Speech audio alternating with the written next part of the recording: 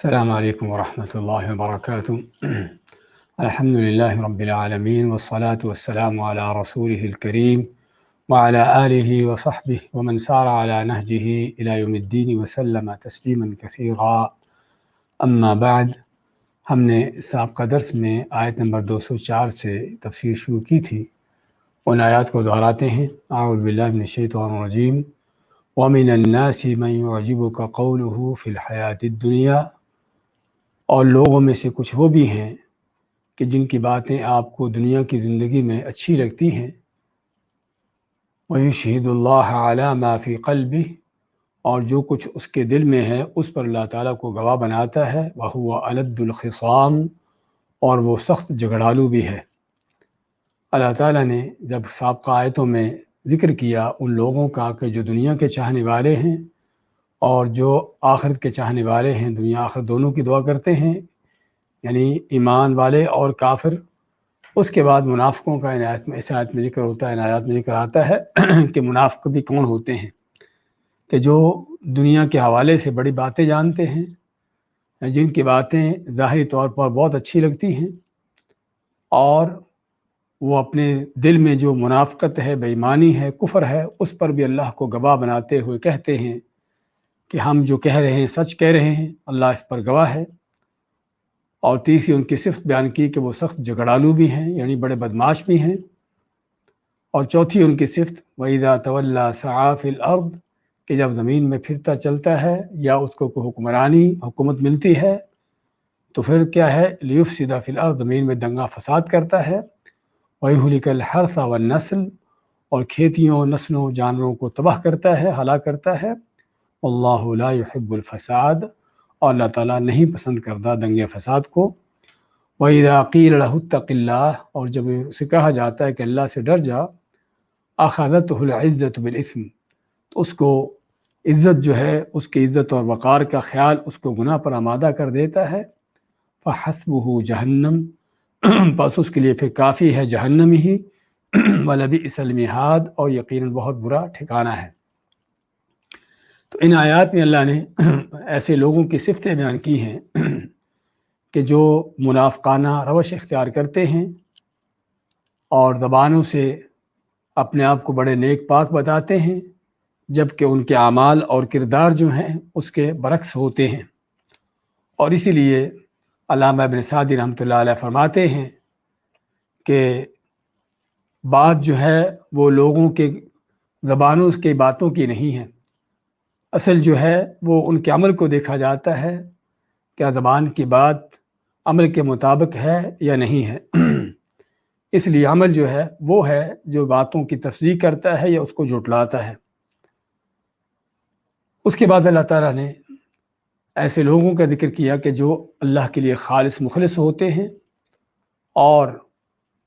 اخلاق و کردار کے اعلیٰ درجوں پر ہوتے ہیں، اور ایمان کے لیے، اللہ کے رضا کے لیے ہر طرح کی قربانیاں دینے کے لیے تیار ہوتے ہیں۔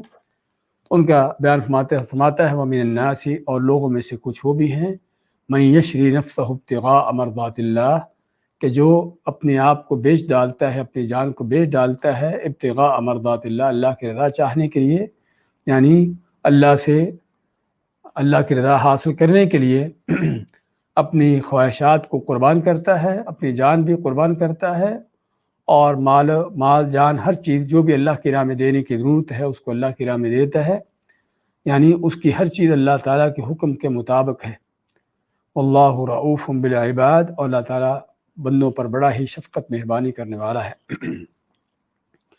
اس کے بعد کی آیات لیتے ہیں۔ اعوذ باللہ من الشیطان الرجیم، یا ایہا الذین آمنوا ادخلوا فی السلم کافہ ولا تتبعوا خطوات الشیطان انہ لکم عدو مبین، فَإِن زَلَلْتُم مِّن بَعْدِ مَا جَاءَتْكُمُ الْبَيِّنَاتُ فَاعْلَمُوا أَنَّ اللَّهَ عَزِيزٌ حَكِيمٌ، هَلْ يَنظُرُونَ إِلَّا أَن يَأْتِيَهُمُ اللَّهُ فِي ظُلَلٍ مِّنَ الْغَمَامِ في ظلل من الغمام والملائكة وقضي الأمر وإلى الله ترجع الأمور سل بني إسرائيل كم آتيناهم من آية بينة ومن يبدل نعمة الله من بعد ما جاءت فإن الله شديد العقاب زين للذين كفروا الحياة الدنيا ويسخرون من الذين آمنوا والذين اتقوا فوقهم يوم القيامة والله يرزق من يشاء بغير حساب یا ایھا الذین آمنوا ادخلوا، اے وہ لوگوں جو ایمان لائے ہو، داخل ہو جو فی السلم اسلام میں، کافتاً پورے کے پورے، ولا تتبعوا اور نہ پیروی کرو، خطوات الشیطان شیطان کے قدموں کی، انہ لکم بے شک وہ ہے تمہارے لیے عدو مبین کھلا دشمن، فإن زللتم پس اگر تم پھسل جاتے ہو، من بعد ما جاءتکم البینات اس کے بعد کہ جب تمہارے پاس آ گئیں البینات کھلی دلیلیں نشانیاں، فاعلموا پس جان لو ان اللہ عزیز حکیم کہ بے شک اللہ تعالیٰ بڑا ہی غلبے والا، حکیم حکمت والا ہے۔ هل ينظرون کیا یہ لوگ انتظار کرتے ہیں الا مگر ان یاتیہم اللہ کہ آئے ان کے پاس اللہ تعالیٰ، فی ظلل من الغمام بادلوں کے سائے میں، والملائکۃ اور فرشتے بھی، وقضی الامر اور فیصلہ ہو جائے، وإلی اللہ ترجع الامور اور صرف اللہ ہی کی طرف ترجع لوٹائے جاتے ہیں الامور سب کے سب کام۔ سل بنی اسرائیل، سل کے معنی سوال کرو پوچھو بنی اسرائیل سے، کم آتیناہم من آیت بینہ، کم کتنی ہی زیادہ، آتیناہم ہم نے دی ان کو، من آیت بینہ کھلی واضح دلیل نشانیاں،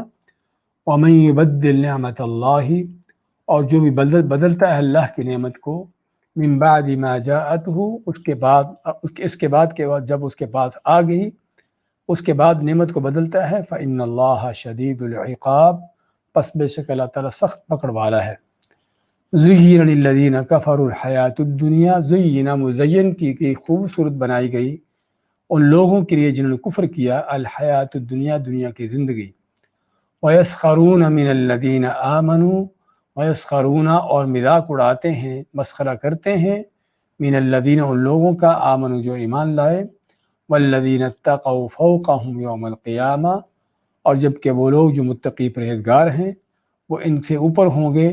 کافروں کے اوپر ہوں گے یوم القیامہ قیامت کے روز، واللہ یرزق من یشاء اور اللہ تعالیٰ ہے جسے جو روزی دیتا ہے جسے چاہے، بغیر حساب بغیر حساب کے۔ سورہ بقرہ کی آیت نمبر 208 سے 212 تک کی تلاوت اور ترجمہ پیش کیا گیا ہے۔ فرماتا اللہ تعالیٰ، یا ایھا الذین آمنوا ادخلوا فی السلم کافہ، اے وہ لوگوں جو ایمان لائے ہو داخل ہو جو فی السلم اسلام میں، کافتاً پورے کے پورے مکمل۔ جب اللہ تعالیٰ نے سابقہ آیات میں 2 گروہوں کا ذکر کیا، بلکہ 3 طرح کے گروہوں کا ذکر کیا، ایک وہ صرف جو دنیا چاہنے والے ہیں جو حقیقی معنوں میں کافر ہوتے ہیں، اور دوسرے جو متقی پرہیزگار ایمان والے ہیں کہ جن کا ان کے بعد اور اگلی آیت میں ذکر آتا ہے، اور منافقین کا ذکر کیا تو اللہ تعالیٰ اس کے بعد اہل ایمان کو فرماتا ہے کہ تم نہ منافقوں کی روش اختیار کرو اور نہ کافروں کی، کہ جو کہ کچھ دین لیتے ہیں کچھ چھوڑتے ہیں، منمانی کے دین پر چلتے ہیں، اگر چلتے بھی ہیں یا بالکل کفر کر دیتے ہیں، تو بلکہ تم کیا کرو، اللہ کے دین میں اسلام میں داخل ہو جاؤ، لیکن کیسے داخل ہو، کافتاً پورے کے پورے، اور پورے کے پورے داخل ہونے کا معنی کہ تمہاری ہر چیز، تمہارا ہر قول، تمہارا ہر عمل، تمہاری سوچ فکر، تمہارے خیالات، افکار، تصورات، نظریات، تمہارے طرح طرح کے جو علوم کے طور طریقے ہیں، تمہارے معاملات، لین دین، تمہاری دنیا کے کام ہوں یا دین کے معاملات ہوں، ہر چیز میں اللہ تعالیٰ کے حکم کے مطابق ہو، اسلام کے مطابق ہو۔ ہاں وہ جو پہلے ہم اسی صورت میں پڑھ کر آئے ہیں پہلے پارے کے آخر میں، کہ اللہ نے جو صحابہ کی مثال دی، فَإِنْ آمَنُوا بِمِثْلِ مَا آمَنْتُمْ بِهِ، کہ اگر باقی یہ لوگ ایمان لاتے ہیں جس طرح کہ تم ایمان لائے ہو، کہ وہ ایمان جس ایمان کی بنیاد پر انسان کی زندگی کا ہر کام، چاہے وہ تعلق دین سے رکھتا ہو یا دنیا سے رکھتا ہو، ہر چیز اللہ کے حکم کے مطابق ہو جاتی ہے۔ ہاں تو یہ وہ اللہ کا دین ہے کہ جو اللہ چاہتا ہے بندوں سے، کیونکہ بندے کا حق نہیں کہ کسی بھی معاملے میں اپنی منمانی کرے، اللہ کی نافرمانی کرے، اور اصل اطاعت کا حق یہی ہے کہ بندہ اپنے آقا کا، اپنے مالک کے ہر چیز میں اس کے تابع ہو، نہ کہ یہودیوں کی طرح جن کے بارے میں ہم پڑھ رہے ہیں پہلے بارے میں۔ اللہ تعالیٰ نے ان کے بارے میں کیا فرمایا ہے؟ افتؤمنون ببعض الکتاب وتکفرون ببعض، کیا تم کتاب کے کچھ حصے کو مانتے اور کچھ سے کفر کرتے ہو؟ کہ یہودی اور عیسائی اور سابقہ زمانوں کے گمراہ کن مشرک، ان کا انداز یہی رہا ہے کہ اپنی منمانی کے دین پر چلنا، جو دیکھا کہ دل کو اچھا لگا، آسان دیکھا اس کو اپنا لیا، اس کو قبول کر لیا، اور جو دیکھا کہ مشکل ہے اور جو دل کو ناگوار محسوس ہوا اس کو رد کر دیا۔ ہاں ایسا کام جو ہے وہ کیا ہے؟ اللہ نے اس کو کفر کا نام دیا ہے، اور ایسا کرنے والوں کے لیے دنیا کے اندر بھی ذلت و خواری، رسوائی کا عذاب ہے، اور آخرت میں بھی بدترین عذاب ان کے انتظار میں ہے۔ اور یہی حال حقیقت میں بہت سے ان لوگوں کا جو اسلام کے دعوے دار ہیں۔ نماز کی بڑی پابندی ہے، 5 نمازیں، بلکہ تہجد کی نماز بھی پڑھتا ہوگا، حاجی صاحب کے ہاتھ سے تسبیح کبھی چھوٹتی نہیں ہے، لیکن شرک کی غلاظتوں سے لتھڑا ہوا، بدعات میں دھنسا ہوا، اس کے کاروبار، تجارت، سود اور حرام خوری پر، اس کی عدالت میں جو ہے وہ اللہ کے سوا کافروں کے قانون چلتے ہیں، اس کے گھر کے ماحول، معاشرے جو ہیں وہ ہندوؤں کے کلچر اور یہود و نصارہ کے ان کی تہذیبیں ہیں۔ کوئی شادی بیاہ کی رسم ہو، کوئی خوشی غمی کا معاملہ ہو، تو وہاں پر ہر طرح کی کافروں کی رسم و رواج، اور کیا کہتے ہیں کہ حالات کا تقاضا یہی ہے، زمانے کے ساتھ چلنے کے لیے ضروری ہے ایسا کرنا۔ ہاں اللہ کے ہاں یہ کفر ہے، یہ ایمان نہیں ہے۔ اس بات کو ہمیں اچھی طرح سمجھ لینا چاہیے۔ آدمی جو 5 نمازیں چھوڑ کر 50 بھی کیوں نہ پڑھتا رہے، دن میں سارا دن بھی نفل نوافل کیوں نہ پڑھتا رہے، ہر روز کے روزے بھی کیوں نہ رکھتا رہے، لیکن اگر اس کے دنیا کے سارے معاملات اللہ کے حکم کے تابع نہیں ہو جاتے، اس کے مطابق نہیں ہو جاتے، اور اگر اللہ کی حرام شدہ چیزوں کو چھوڑتا نہیں، اللہ کے باقی فرائض کو بھی مانتا نہیں ہے، تو اللہ تعالیٰ کے ہاں وہ کافر ہے، بے ایمان ہے، اس کے کسی عبادت کا کوئی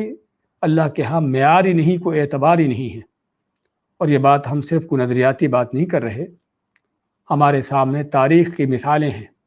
بلکہ قرآن اس چیز کو بیان کرتا ہے۔ مکہ کے مشرک بیت اللہ کے بڑے سرپرستی کرتے تھے، بیت اللہ کی رکھوالی کرنا، بیت اللہ کے لیے بڑی تعظیم کرنا، اور صرف نہ کہ بیت اللہ کی بلکہ بیت اللہ میں آنے والے حج عمرہ کرنے والوں کے لیے ان کی کیا کیا خدمات تھی،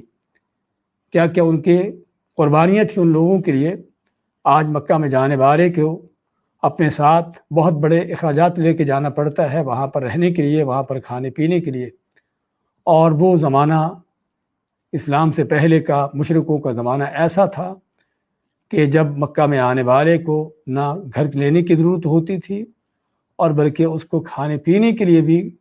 ممکن ہے کہ اپنے ساتھ اخراجات لینے کی ضرورت پیش نہ آئے، کہ مکہ والے، وہاں کے مشرک ان کے لیے گھر بھی ان کو مہیا کرتے بغیر کسی قیمت کے، اور ان کے کھانے پینے کے بھی انتظامات کرتے۔ لیکن اس کے باوجود جب شرک تھا دل کے اندر، تو اللہ نے ان کی نہ کسی طواف کو، نہ کسی حج کو، نہ کسی عمرے کو، نہ کسی صدقے خیرات کو، کسی چیز کا کوئی اعتبار نہ کیا۔ وما منعهم ان تقبل منهم نفقاتهم الا انهم كفروا بالله وبرسوله، اللہ نے فرمایا کہ ان کے اللہ نے کیے ہوئے اخراجات، صدقے خیرات کیوں قبول نہ کیے؟ کیونکہ انہوں نے کفر کیا اللہ اس کے رسول سے۔ تو اللہ نے ان کے اس شرک کو کھلے طور پر کفر کا نام دیا ہے۔ اور افسوس کہ آج بہت سے اسلام کے دعوے دار نہ کہ اس جیسا کفر، اس جیسا شرک، بلکہ اس سے کہیں بڑھ کر شرک میں مبتلا ہے۔ ہاں، اس زمانے کے مشرکوں کا حال یہ تھا کہ آسانی کے حالات میں شرک کرتے تھے، لیکن جب کبھی مشکل درپیش آتی تو اپنے جھوٹے معبودوں کو بھول کر صرف اللہ کو پکارتے تھے۔ اور آج کا مشرک، کلمے پڑھنے والا، وہ کہ اس کا حال کیا ہے کہ مشکل بھی آتی ہے تو اس کو اللہ کے سوا اور ہی اپنے معبود یاد آتے ہیں، انہی کو پکارتا ہے۔ تو اگر وہ کافر تھے اس شرک سے، تو آج کا یہ ان سے بڑھ کر جو مشرک ہے اس کا کیا حال ہوگا۔ اور اسی طرح وہ اس طرح کے سارے صدقے خیرات، ساتھ طرح طرح کی عبادات کرنے کے ساتھ ساتھ ان کے اندر حرام خوریاں تھیں، سود کے معاملات تھے، اس طرح کی چیزیں تھیں۔ تو کہنے کا مقصد، اللہ کا دین ایک مکمل ضابطۂ حیات ہے، پوری زندگی کا دستور ہے کہ جس میں انسان کی ہر چیز، زندگی کا کوئی بھی شعبہ اس کے بغیر نہیں ہے۔ آدمی سمجھے کہ میں نماز پڑھ کے پکا مسلمان بن گیا، چاہے حرام خوری کرتا رہوں، چاہے کافروں کے قانون چلاتا رہوں، اس کے مطابق فیصلے کرتا رہوں، اللہ کہ ہیں یہ کافر ہے، اس کی نمازوں کا کوئی اعتبار نہیں ہے۔ بلکہ نماز تو سبق اسی بات کا دیتی ہے، ان الصلاۃ تنہی عن الفحشاء والمنکر، کہ نماز بے حیائی، برائی سے روکتی ہے۔ اس سے بڑھ کر کیا برائی ہوگی کہ آدمی نماز پڑھنے والا شرک کرتا ہو؟ اس سے بڑھ کر کیا برائی ہوگی کہ نماز پڑھنے والا اللہ کے شریعت کو چھوڑ کر کافروں کے قانونوں کو نافذ کرتا ہو، ان کو چلاتا ہو، ان کے فیصلے کرتا ہو، ان سے جا کے فیصلے لیتا ہو؟ اس سے بڑھ کر اور کیا اللہ کی نافرمانی ہے، کیا منکر گناہ ہے کہ روزے رکھنے والا، حج کرنے والا اپنے گھر کے ماحول میں، اپنی خوشی غمی کے معاملات میں کافروں کے رسم و رواج پر چلتا ہو؟ تو حقیقت میں اللہ کا دین، اس کو سمجھنے کی ضرورت ہے کہ دین کی فطرت کیا ہے، دین کا مزاج کیا ہے۔ اللہ کے دین کا مزاج یہ نہیں کہ آدمی شکل سے کچھ اور ہو، عمل سے کچھ اور ہو، بات اس کی کچھ اور ہو، اور اس کے کردار کسی اور چیز پر ہو۔ ہاں، باتیں کلمہ پڑھنے کی کرتا ہو اور کافروں والے کام کرتا ہو، شکلیں جو ہیں وہ کسی ہندو عیسائی کی اپنا رکھی ہوں، کلچر کسی ہندوؤں کے اپنا رکھے ہوں، اور اپنے آپ کو مسلمان کہلائے۔ حقیقت میں ان چیزوں کو ہمیں سمجھنے کی ضرورت ہے۔ اور آج یہ المیہ جو ہے امت کا، یعنی کہ عموماً پایا جاتا ہے کہ ہمارے یعنی شادی بیاہ کے رسم و رواج میں، غمی خوشی کے موقعوں پر کیا کیا بدعات اور رسم و رواج ہوتے ہیں جو سراسر اسلام کے خلاف، اس کے منافی ہیں، اور بلکہ نہ کہ صرف اس کے خلاف بلکہ اس کے برعکس اور صرف کافروں کی اتباع ہے۔ اس لیے ضرورت ہے اسلام کو سمجھنے کی۔ تو اللہ فرماتا ہے، یا ایھا الذین آمنوا ادخلوا فی السلم کافہ، اے وہ لوگو جو ایمان لائے ہو، ادخلوا فی السلم کافہ، داخل ہو جو اسلام میں پورے کے پورے، تمہاری کوئی چیز اسلام سے باہر نہ ہو، نہ تمہاری شکل، نہ تمہارا عمل، اور نہ تمہارا لباس، نہ تمہارا کلچر، نہ تمہاری باتیں، نہ تمہارے قانون، نہ تمہاری تعلیم، نہ کوئی بھی چیز جو ہے ایسی نہ ہو کہ جو اللہ کے دین کے خلاف ہو، اس کے مطابق نہ ہو۔ وَلَا تَتَّبِعُوا خُطُوَاتِ الشَّيْطَانِ، اس کی تاکید کرتے فرمایا کہ نہیں اتباع کرو شیطان کے قدموں کی۔ تتبعوا، اتباع کرنا، خطوات جمع خطوہ کی، اور خطوہ کہتے ہیں کہ جو ایک قدم اٹھا کر اس کو رکھنا ہوتا ہے، جس کو ہم سٹیپ کا نام دیتے ہیں۔ تو شیطان کے قدموں کا پیچھا نہ کرو، یعنی اس کے نقش قدم پر نہ چلو۔ یہ کیوں فرمایا؟ اس لیے فرمایا کیونکہ اس وقت تک آدمی مکمل طور پر صحیح معنوں میں اسلام پر چل سکتا ہی نہیں جب تک وہ شیطان کے قدموں کا پیچھا کرتا ہے، شیطان کے ساتھ چلتا ہے۔ کیونکہ شیطان کے ساتھ چلنے والا وہ شخص ہے کہ جس کا دین اپنی منمانی کا دین ہوتا ہے، اپنی خواہشات کا دین ہوتا ہے، جس کے بارے میں اللہ تعالیٰ فرماتا ہے، افرأیت من اتخذ الہہ ہواہ، کیا تم نے دیکھا اس شخص کو کہ جس نے اپنے معبود کس کو بنایا ہے؟ اپنی خواہشات کو۔ اور انہی خواہشات میں بعض کا دین بھی ہوتا ہے، دین کی کو بات بھی ہوتی ہے کہ اس کی خواہش کے مطابق ہے وہ دین کی چیز، اس کو کر لیتا ہے، دوسری دین کی بات اس کی خواہش کے مطابق نہیں، اس کو چھوڑ دیتا ہے۔ ہاں، یہ شاید کس کا دین ہے؟ یہ شیطان کا دین ہے، اللہ کا دین نہیں ہے۔ اسی اللہ تعالیٰ نے صاف فرمایا ہے کہ جو مکمل دین پر نہیں چلتا اور اسلام کے پورے احکام کو لے کے نہیں چلتا، کسی کو لیتا کسی کو چھوڑتا ہے، کسی کو مانتا کسی کا انکار کرتا ہے، وہ کون ہے؟ وہ شیطان کے پیچھے چل رہا ہے، اللہ کے رحمان کے دین پر نہیں چل رہا۔ تو اس لیے کیونکہ اس کا دین اس کی اپنی منمانی کا دین ہے، جو دل میں آیا کر لیا، جو دل میں نہ آیا اس کو چھوڑ دیا، بلکہ مسلمان مومن ہوتا ہی اس وقت ہے کہ جب اس کی ہر چیز اللہ کے حکم کے تابع ہو جاتی ہے، دین کے مطابق ہو جاتی ہے۔ تو اس لیے ما ولا تتبعوا خطوات الشیطان، اور نہ تم پیروی کرو شیطان کے قدموں کی، شیطان کے پیچھے نہ چلو۔ انہ لکم عدو مبین، کیونکہ شیطان کون ہے کہ وہ بے شک تمہارا عدو ہے، دشمن ہے، اور دشمن بھی کیسا؟ مبین، کھلا دشمن، واضح دشمن، جس کی دشمنی کھلی دو ٹوک ہے، جس نے پہلے دن سے ہی دشمنی کا اعلان کیا ہوا ہے۔ اور دشمن دو طرح کے ہوتے ہیں عموماً، ایک وہ دشمن جس کی دشمنی واضح کھلی ہے، اعلانیہ ہے، اور ایک وہ دشمن جس کی دشمنی چھپی ہوتی ہے، آدمی دوستی کا دم بھرتا ہے لیکن اصل اس کے پیچھے دشمن ہے۔ جبکہ شیطان کی دشمنی وہ ہے کہ جو کھلی دو ٹوک ہے، اعلانیہ ہے۔ لیکن عجیب بات یہ ہے کہ ہم بندوں کے لحاظ سے، لوگوں کے لحاظ سے جو کھلے دشمن ہیں ان سے بچ کے رہتے ہیں، ان کو اپنا دشمن سمجھتے ہیں اور ان کے خلاف چلتے ہیں۔ لیکن شیطان جس نے دشمنی کے کھلے دو ٹوک اعلان کیے ہوئے ہیں، ہاں اس کو کبھی دشمن سمجھنے کی ضرورت محسوس ہی نہیں کرتے، اس کو کبھی دشمن سمجھا ہی نہیں بلکہ اس کے ساتھ چلتے ہیں۔ اور حالانکہ سب سے بدترین کائنات میں اگر انسان کا کوئی دشمن ہو سکتا ہے تو شیطان ہے۔ وہ دشمن جو آپ کا مالی نقصان کر دے، وہ دشمن جو آپ کا گھر تباہ کر دے، وہ دشمن جو آپ کے اہل و عیال کو ہلاک کر دے، کوئی شک نہیں کہ بہت بڑے ظلم ہیں، بہت بڑی دشمنی کے انداز ہیں۔ لیکن اگر ایمان کی سلامتی ہے، آپ کا ایمان خیر و سلامتی کے ساتھ ہے، وہ دشمن جو آپ کو قتل کر دے، آپ کا جو ہے وہ ٹکڑے ٹکڑے کر دے، کوئی شک نہیں کہ دشمنی کی بہت بڑی دشمنی کا انداز ہے۔ لیکن اگر آپ ایمان کے ساتھ اللہ کو جا ملتے ہو، آپ کے ایمان کو اس دشمن نے برباد نہیں کیا، اس دشمن نے آپ کا ایمان خراب نہیں کیا، صرف آپ کی جان سے آپ کو مار ڈالا، آپ کے اہل و عیال کو قتل کر دیا، آپ کے گھر کو تباہ کر دیا۔ لیکن ایمان کی سلامتی سے جا ملتے اللہ تعالیٰ کو تو ہمیشہ کی آپ کی آخرت جو ہے وہ محفوظ ہے، اللہ کی طرف سے جنتیں مل جائیں گی اور کوئی پریشانی کی بات نہیں ہے۔ لیکن کیا ہے؟ اصل دشمن وہ ہے کہ جو دشمن آپ کے دین کا، ایمان کا دشمن ہے، کہ جو صرف چند دن کی دنیا خراب نہیں، برباد نہیں کرتا، جو صرف چند دن کی دنیا کی زندگی آپ کی ختم نہیں کرتا بلکہ آپ کو ہمیشہ کی جہنم میں ڈالتا ہے، ہاں یہ ہے جو بدترین دشمن ہے۔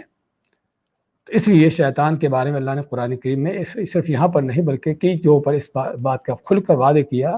کہ یہ تمہارا کھلا دشمن ہے، اس کو دشمن بنا کے رکھو۔ فَاتَّخِذُوهُ عَدُوًّا، دوسری آیت میں اللہ تعالیٰ کیا ماتے ہیں؟ اس کو اپنا دشمن بنا کے رکھو۔ لیکن یعنی کہ جسے ہمیں بتایا کہ تعجب کی بات کہ شیطان کی ان کھلی دشمنی کے باوجود بھی کس قدر لوگ اس کے پیچھے چلتے ہیں، اس کی باتیں مانتے ہیں، اس کے تصورات، خیالات کو اپناتے ہیں اور اسی کے ساتھ چلنے کو اپنی خیر و عافیت سمجھتے ہیں، جو کہ ان کو جہنم کو لے جانے والا ہے۔ تو یہ آیت حقیقت میں بہت بڑی سبق آموز آیت ہے، ایک مسلمان کو اس بات کا سبق دینے والی کہ مسلمان کون ہوتا ہے اور اللہ تعالیٰ کو کون سا اسلام چاہیے، کیسا دین چاہیے۔ وہ رنگ برنگا دین، کہیں سے ہندو، کہیں سے سکھ، کہیں سے یہودی، کہیں سے مسلمان، کہیں سے عیسائی، ایسا رنگ برنگا دین اللہ کو نہیں چاہیے۔ اللہ کو وہ دین چاہیے جس کے بارے میں ہم پہلے پڑھ چکے ہیں، صبغۃ اللہ، اللہ کا دیا ہوا رنگ،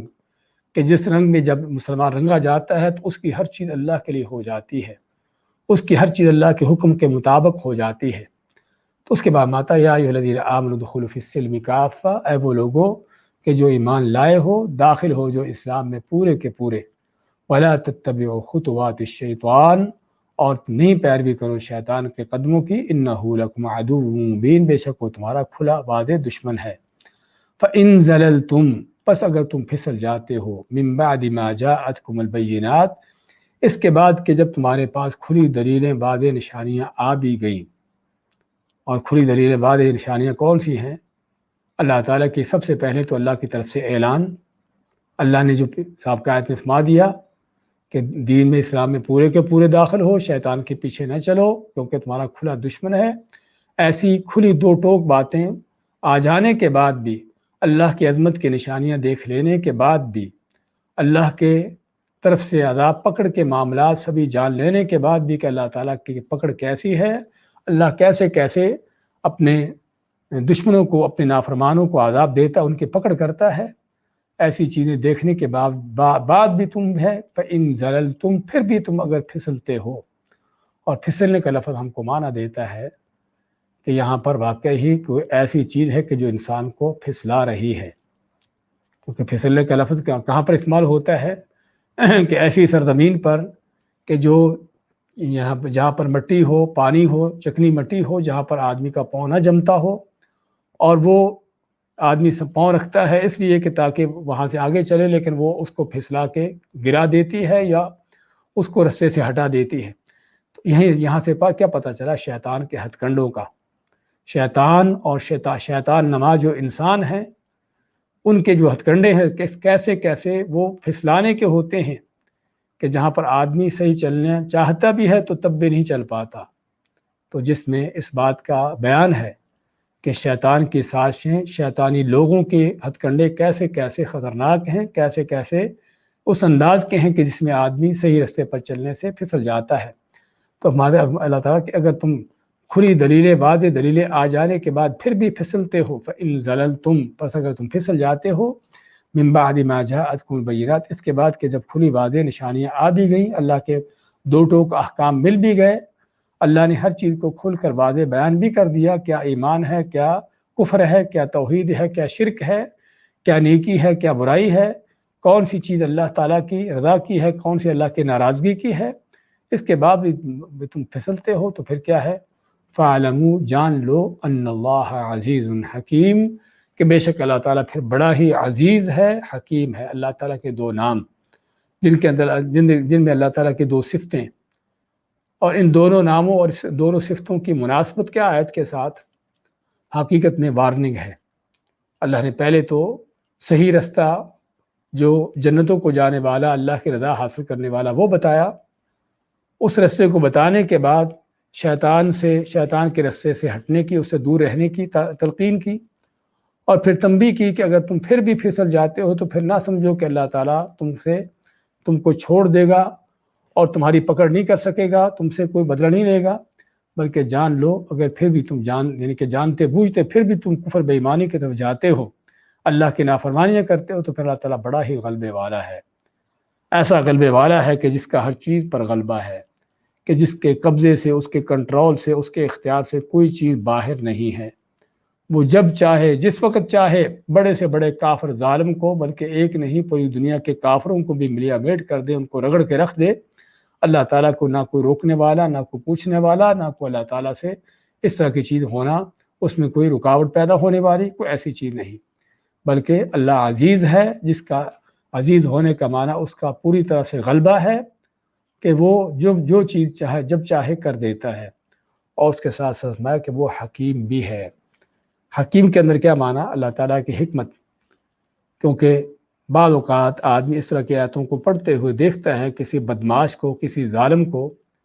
کہ جو نہ کہ صرف خود بے ایمانی کفر پر ہے بلکہ بندوں کو بھی، لوگوں کو بھی اس کفر پر ڈنڈے کے زور سے چلا رہا ہے، یا لوگوں کو مختلف طرح کے شبہات پیدا کر کے گمراہ کر رہا ہے، کفر شرک پھیلا رہا ہے، اور دیکھا جاتا ہے کہ ایسے بدمعاش زمانوں تک،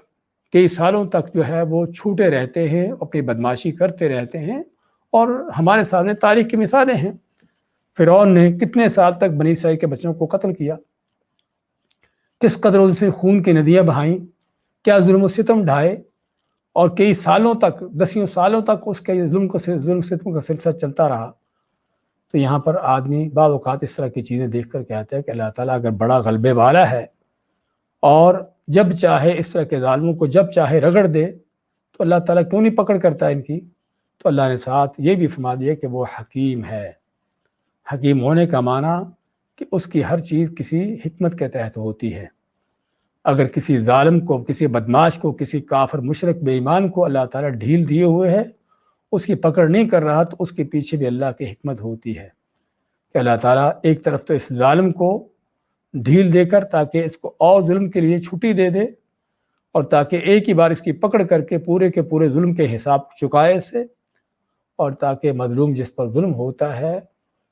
اگر وہ اللہ کی خاطر ظلم سہ رہا ہے اس کے درجات بھی بلند ہوں،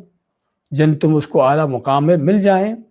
اور بندوں کے امتحان بھی ہو جائیں کہ کون کتنا اپنے ایمان میں سچا ہے۔ اس لیے اگر دنیا میں ظلم و ستم چلتے ہم دیکھتے ہیں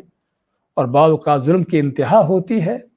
تو نہ سمجھے کہ اللہ تعالیٰ ایسے ظالموں سے اللہ تعالیٰ کی پکڑ دور ہے اور اللہ تعالیٰ کو پکڑ نہیں کر سکتا، بلکہ اللہ فرماتا ہے کہ بڑا وہ غلبے والا ہے، اللہ کی پکڑ سے کوئی چیز باہر نہیں ہے، لیکن اس کے ساتھ ساتھ بڑا حکمت والا ہے کہ جب بھی کوئی چیز کرتا ہے اپنی کسی حکمت کے تحت کرتا ہے جس کو بعض اوقات لوگ نہیں سمجھ پاتے۔ تو فَإِنْ زَلَلْتُم مِّن بَعْدِ مَا جَاءَتْكُم بَيِّنَاتٌ، اس کے بعد بھی اگر تم کو پھسلتے ہو نشانیاں ملنے کے بعد بھی، تو پھر جان لو کہ اللہ تعالیٰ بڑا ہی غلبے والا حکمت والا ہے۔ هل ينظرون إلا أن يأتيهم الله في ظلل من الغمام والملائكة وقضي الأمر۔ اس کے بعد اللہ تعالیٰ فرماتا ہے اس طرح کے ظالموں، کافروں، بے ایمانوں جو کہ اسلام کے صحیح رستے سے ہٹ جاتے ہیں کسی نہ انداز سے، اللہ فرماتا ہے ایسے لوگوں کے بارے میں کہ اگر یہ ہدایت نہیں پاتے اور سچے دین کو وہی پر چلنے کے لیے تیار نہیں ہوتے تو پھر کس چیز کا انتظار کرتے ہیں؟ هل ينظرون، کیا یہ لوگ انتظار کرتے ہیں الا ان یاتیہم اللہ، مگر یہ کہ اللہ تعالیٰ آئے ان کے پاس فی ظلل من الغمام، بادلوں کے سائے میں، والملائکۃ، اور فرشتے بھی آ جائیں، وقضی الامر، اور فیصلہ ہو جائے۔ اس میں کس چیز کا بیان ہے؟ اس میں بیان ہے اس بات کا کہ ہر زمانے کے مشرک کافر، ہر زمانے کے گمراہ لوگ جو ہیں وہ ایسے مطالبات کرتے چلے آئے ہیں کہ ہم اس وقت تک ایمان نہ لائیں گے جب تک اللہ تعالیٰ کو اپنے سامنے دیکھ نہ لیں، اس وقت نبی کو نبی نہیں مانیں گے جب تک اللہ کی طرف سے ہمیں پکار کر بتایا نہ جائے کہ واقعی میرا نبی ہے، اس کو مانو، اس وقت تک نبیوں کی لائی ہوئی تعلیمات، ان کی لائی ہوئی کتابوں پر ایمان نہ لائیں گے کہ جب تک وہ نبی ہمارے سامنے آسمان سے وہ کتاب لے کے اترے، ہم دیکھیں اس کو اترتے ہوئے، جس طرح کہ آپ صلی اللہ علیہ وسلم کو مکہ کے مشرکوں نے کہا، اس طرح کا مطالبہ کیا۔ یعنی ان کا کہنے کا مقصد یہ تھا کہ ایمان کے لیے ضروری ہے کہ ہم چیز کو اپنی آنکھوں سے سامنے دیکھیں، محسوس کریں،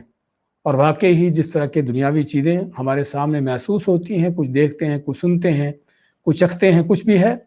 تو تب ہم پتہ چلتا ہے کہ چیز کیسی ہے۔ ایسے ہی یہاں پر بھی لازماً کوئی چیز سامنے آئے، اس کو ہم محسوس کریں اور پتہ چلے کہ واقعی ہی یہی حق ہے اور ایسے ہی سچ ہے۔ تو یہ ہر زمانے کے جاہلوں کا فلسفہ، ان کا انداز رہا ہے نبیوں کو جھٹلانے کا، اللہ کے حکموں کا انکار کرنے کا، کہ ہم اس وقت تک نہیں مانیں گے جب تک ہمارے سامنے چیز نہ آ جائے۔ یہودیوں نے بھی موسیٰ علیہ السلام سے اسی طرح کا مطالبہ کیا تھا، وَإِذْ قُلْتُمْ يَا مُوسَىٰ لَن نُّؤْمِنَ لَكَ حَتَّىٰ نَرَى اللَّهَ جَهْرًا، کہ جب تم نے کہا کہ موسیٰ ہم تو ایمان نہیں لائیں گے جب تک اللہ تعالیٰ کو اپنے سامنے دیکھ نہ لیں۔ تو یہ فلسفہ کس بنیاد پر ہے؟ ان کی حماقت، بے وقوفی کی بنیاد پر۔ انہوں نے دنیا کو سمجھا ہی نہیں کہ دنیا ہے کیا، دنیا کا مقصد کیا ہے، اور اللہ نے یہ زندگی ہم کو کس لیے دی ہے۔ اس آزمائش کا، امتحان کے مقصد کو جانا ہی نہیں، کہ جس کے بارے میں اللہ فرماتا ہے کہ اللہ نے موت و حیات کو پیدا کیا لیبلوکم، تاکہ تمہاری آزمائش کرے۔ تو دنیا جو ہے وہ آزمائش کی جگہ ہے، امتحان کی جگہ ہے، اور امتحان کے لیے کیا ضروری ہوتا ہے؟ امتحان کے لیے ضروری ہوتا ہے کہ ایسی چیز ہو کہ جو انسان کے سامنے نہ ہو، یعنی ایسی چیز جو کہ بغیر دیکھنے کے بھی اس کو قبول کر لیں، اور خصوصاً ایمان کا تعلق تو اسی کے ساتھ ہے۔ اسی سورت کے شروع کی آیات میں ہم کیا پڑھ کے آئے ہیں؟ اللہ نے متقین کو جو صفات بیان کی اس میں کیا ہے؟ یؤمنون بالغیب، کہ وہ غیب پر ایمان رکھتے ہیں۔ غیب پر ایمان رکھنے کا معنی کہ اللہ تعالیٰ نے اس کے رسول علیہ السلام میں کوئی چیز بتا دی ہے، کسی چیز کے بارے میں بیان کر دیا ہے، تو سننے والا مومن جو ہے اس چیز کو مانتا ہے، تسلیم کرتا ہے، قبول کرتا ہے، چاہے اس نے وہ چیز دیکھی ہو یا نہ دیکھی ہو، یا دیکھنا ممکن ہی نہ ہو۔ لیکن جب اللہ اس کے رسول کی طرف سے بات آ گئی تو ایک مومن مسلمان اس کو مانتا ہے اور قبول کرتا ہے۔ لیکن کافر بے ایمان، ان کا ہر زمانے میں یہ انداز رہا ہے، جس طرح کہ ہم یہاں پر بھی پڑھ رہے ہیں، اور سورۃ الانعام میں اللہ تعالیٰ کا فرمان ہے هل ينظرون الا ان تأتيهم الملائكة او يأتي ربك او يأتي بعض آیات ربک، کیا یہ لوگ صرف اس بات کا انتظار کرتے ہیں کہ ان کے فرشتے آئیں یا تیرے رب آ جائیں یا تیرے رب کی بعض نشانیاں آ جائیں؟ یوم یأتی بعض آیات ربک، جب تیرے رب کی بعض نشانیاں آ جائیں گی، لا ينفع نفسا ایمانها لم تكن آمنت من قبل،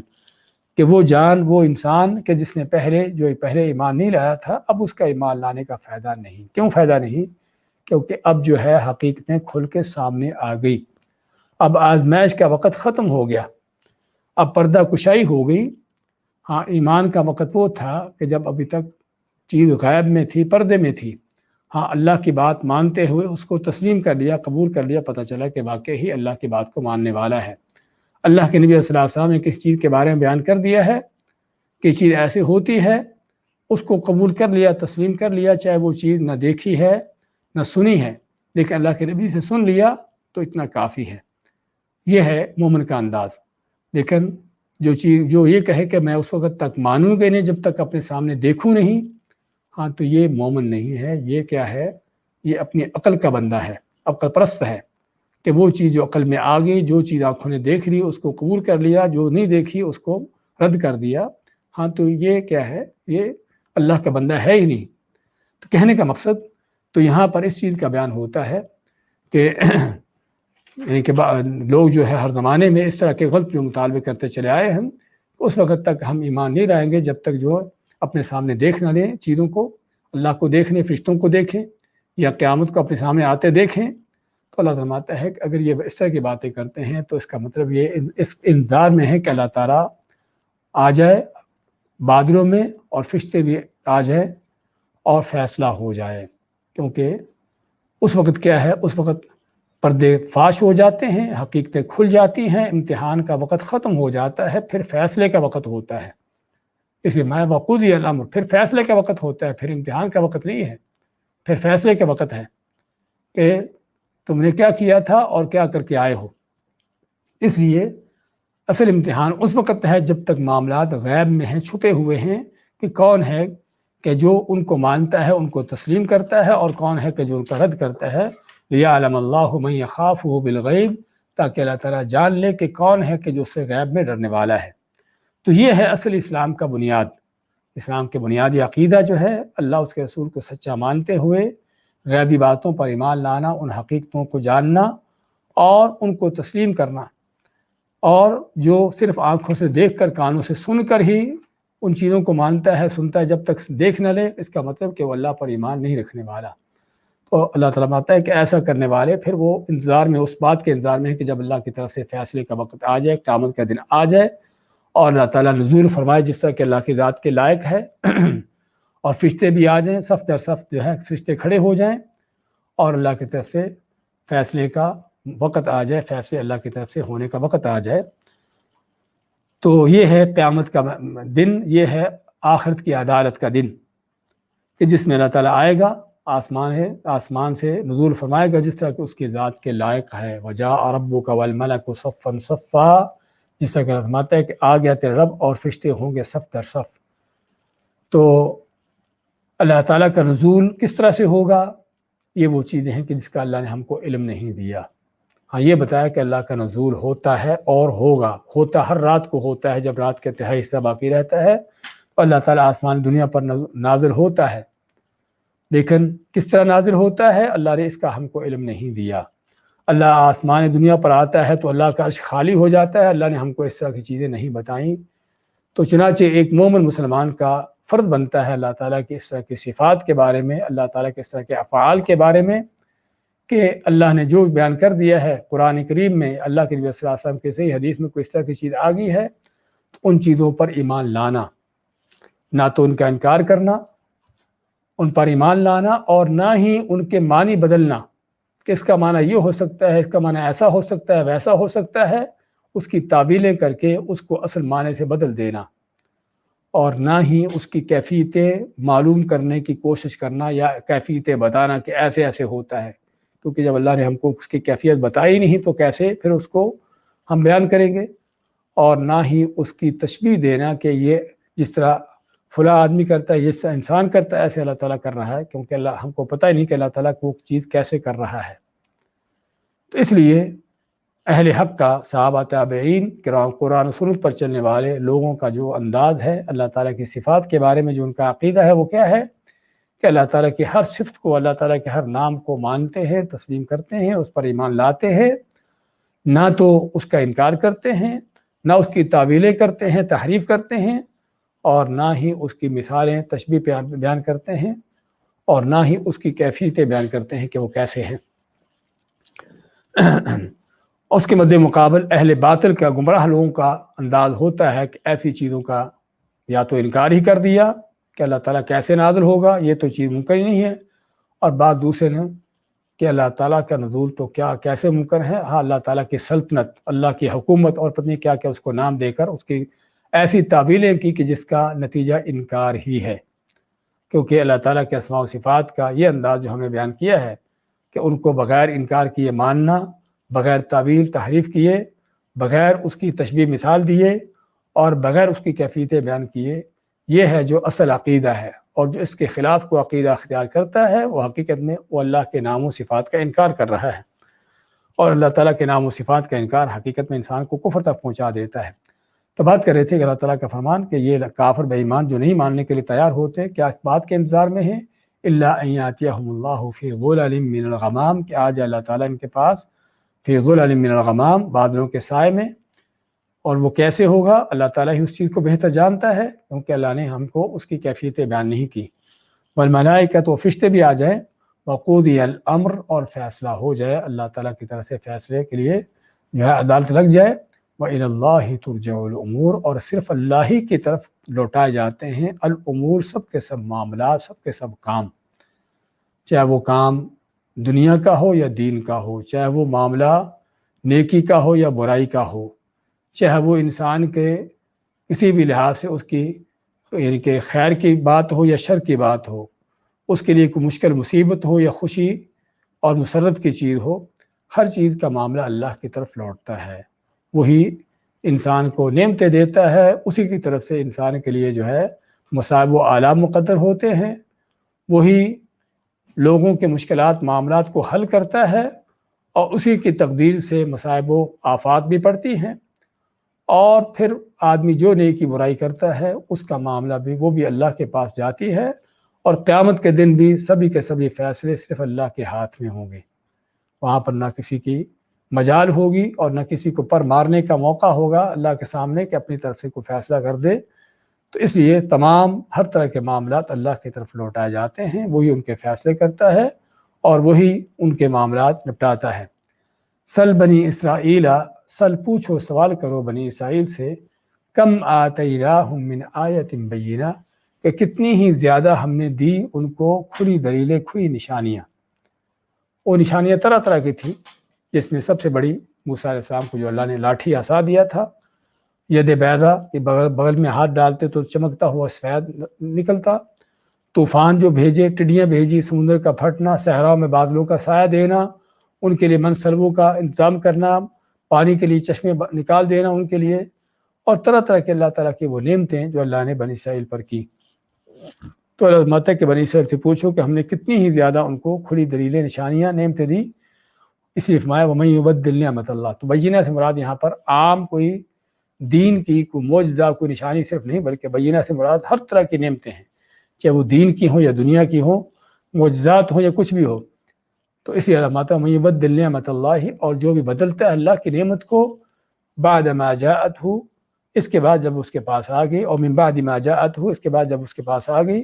فإن اللہ شدید العقاب، پس بے شک اللہ تعالیٰ سخت پکڑ والا ہے۔ اللہ نے آنے والی کھلی دلیل کو یا آنے والی نعمتوں کو بدلنے کو کفر کا نام دیا، اور اس کو جو ہے شدید العقاب کا نام دیا۔ یہاں پر شدید العقاب، اور دوسری آیت میں جو ہے اس کو کفر کا نام دیا ہے۔ وَإِذْ تَأَذَّنَ رَبُّكُمْ لَئِن شَكَرْتُمْ لَأَزِيدَنَّكُمْ، کہ جب تیرے رب نے اس بات کا فیصلہ دیا کہ اگر تمہیں نعمتوں کا شکر ادا کرو گے تو تم کو زیادہ دوں گا، وَلَئِن كَفَرْتُمْ، اور اگر تم ان کا کفر کرو گے، ان کی ناشکری کرو گے تو پھر میرا عذاب بڑا سخت ہے۔ تو کہنے کا مقصد کہ اللہ تعالیٰ کی نعمتوں سے کفر کیا ہے، اللہ کی نعمتوں کو بدلنے کا معنی کیا ہے؟ ہاں، اللہ کی نعمتوں کو بدلنے کا معنی کہ ان کا شکر ادا نہ کرنا، ان کے جو تقاضے ہیں ان کو پورا نہ کرنا، اللہ نے ان نعمتوں کو جہاں استعمال کرنے کا حکم دیا ہے وہاں پر ان کو استعمال کرنے کے بجائے اس کے برعکس چیزوں پر استعمال کرنا، یعنی اللہ کی نعمتوں کو حرام کے کام میں، اللہ کے نافرمانیوں میں ان کو استعمال کرنا۔ ہاں، تو اس کا نتیجہ کیا ہوتا ہے کہ وہ نعمتیں چھن جاتی ہیں، وہ نعمتیں ختم ہو جاتی ہیں، اور یہی ہے نعمتوں کو تبدیل کرنا، کہ اللہ تعالیٰ کی دی ہوئی نعمت کا حق ادا نہ کیا اور اس کے مد مقابل اس کی ناشکری کر کے اس کے تقاضوں کے خلاف چل کر اللہ کی نافرمانیاں کی، تو یہ ہے اللہ کی نعمتوں کو بدلنا۔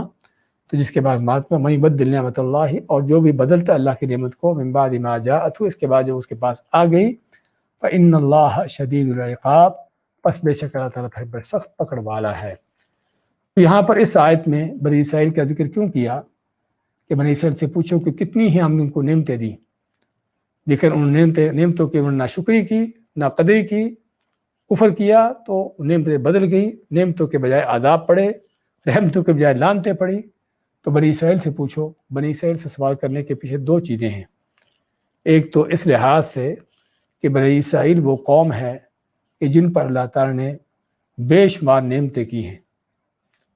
یعنی عام قوموں کی نسبت ان کے مد مقابل اللہ تعالیٰ کی نعمتیں بنی اسرائیل پر جو ہے وہ بہت زیادہ تھی، اور ان میں دین کی نعمتیں بھی کہ ان کے اندر بے شمار نبی اور رسولوں کا بھیجا جانا، اور کوئی شک نہیں کہ اللہ کے نبی کا کسی امت کسی قوم کے اندر آنا اللہ کی سب سے بڑی نعمت ہے۔ ان پر طرح طرح کی کتابیں نازل کی جانا آسمان سے ان کی ہدایت کے لیے دین کے لحاظ سے، اور دنیاوی طور پر بھی اللہ نے جو ان کو دنیا میں فضیلت برتری کا مقام دیے رکھا، مال و دولت سے نوازے رکھا، اس طرح کی چیزیں کی رکھی۔ تو یہ ساری طرح طرح کی نعمتیں اللہ تعالیٰ نے ان کو جو دی تھی، لیکن انہوں نے جب کفر کیا، ان کی ناقدری کی اور ان کو بدل دیا اللہ کی نعمتوں کو، ان کے آنے کے بعد پھر اللہ تعالیٰ کی سخت پکڑ ان پر پڑتی ہے کہ ذلیل و خوار ہوتے ہیں، قتل ہوتے ہیں، اور طرح طرح کے ان کے اوپر جو ذلت و رسوائیوں کے عذاب مسلط ہوتے ہیں۔ تو فرمایا کہ بنی اسرائیل سے پوچھو، ایک تو یہ کہ چونکہ بنی اسرائیل کے اوپر نعمتیں زیادہ ہوتی ہیں، اور دوسرا یہ بھی کہ بنی اسرائیل آپ کے وقت میں جیتی جاگتی قوم موجود تھی کہ جن کو اللہ نے سامان عبرت بنایا ہوا تھا، ان کی نافرمانیوں کی وجہ سے، ان کی دین سے روگردانیوں کی وجہ سے اللہ نے ان پر ذلت رسوائیاں مقدر کر کے لوگوں کے سامنے ان کو عبرت کا ذریعہ بنایا ہوا تھا، اس لیے بنی اسرائیل کا ذکر ہوا۔ زُيِّنَ لِلَّذِينَ كَفَرُوا الْحَيَاةُ الدُّنْيَا، مزین کی گئی، خوبصورت بنائی گئی ان لوگوں کے لیے جنہوں نے کفر کیا دنیا کی زندگی، وَيَسْخَرُونَ مِنَ الَّذِينَ آمَنُوا، اور وہ لوگ مزاح کرتے ہیں ان لوگوں کا جو ایمان لائے۔ اس کی ہم کل تفسیر کریں گے انشاءاللہ العزیز، کیونکہ اس پر کافی بات چیت کی ضرورت ہے۔ آج اسی پر اکتفا کرتے ہیں، آج کی آیتیں دہراتے ہیں۔ یا ایھا الذین آمنوا ادخلوا فی السلم کافہ، اے وہ لوگوں جو ایمان لائے ہو، داخل ہو جو اسلام میں پورے کے پورے۔ ولا تتبعوا خطوات الشیطان، اور نہ تم پیروی کرو شیطان کے قدموں کی۔ انہ لکم عدو مبین، بے شک وہ تمہارا کھلا دشمن ہے۔ فإن زللتم من بعد ما جاءتکم البینات، فإن پس اگر زللتم تم پھسل جاتے ہو، من بعد ما جاءتکم البینات، اس کے بعد کہ جب تمہارے پاس کھلی دلیلیں واضح نشانیاں آ گئیں، فاعلموا پس جان لو ان اللہ عزیز حکیم، کہ بے شک اللہ تعالیٰ بڑا ہی غلبے والا، حکمت والا ہے۔ هل ينظرون، کیا یہ لوگ انتظار کرتے ہیں، ان یأتیہم اللہ فی ظلل من الغمام، کہ آئے ان کے پاس اللہ تعالیٰ بادلوں کے سائے میں، والملائکۃ، اور فرشتے بھی آئیں، وقضی الامر، اور فیصلہ ہو جائے، وإلی اللہ ترجع الامور، اور اللہ ہی کی طرف لوٹائے جاتے ہیں ہر طرح کے کام۔ سل بنی اسرائیل، سوال کرو، پوچھو بنی اسرائیل سے، کم آتیناہم، کتنی ہی زیادہ دی ہم نے ان کو، من آیت بینہ، کھلی واضح نشانیاں، ومن یبدل نعمت اللہ، اور جو بدلتا ہے اللہ کی نعمتوں کو، من بعد ما جاءتہ، اس کے بعد کہ جب اس کے پاس وہ نعمت آ چکی، فإن اللہ شدید العقاب، پس بے شک اللہ تعالیٰ سخت پکڑ والا ہے۔ آج کا سوال یہ ہے کہ اللہ تعالیٰ کی اسماء و صفات کے حوالے سے ایک مسلمان مومن کا عقیدہ کیا ہونا چاہیے۔ اللہ تعالیٰ کے اسماء و صفات پر ایمان لانے کے لیے 4 چیزیں ہم نے ذکر کی ہیں کہ جن کو اپنانا ضروری ہے۔ وہ 4 چیزیں کیا کیا ہیں؟ بارک اللہ فیکم، صلی اللہ وسلم علی نبینا محمد۔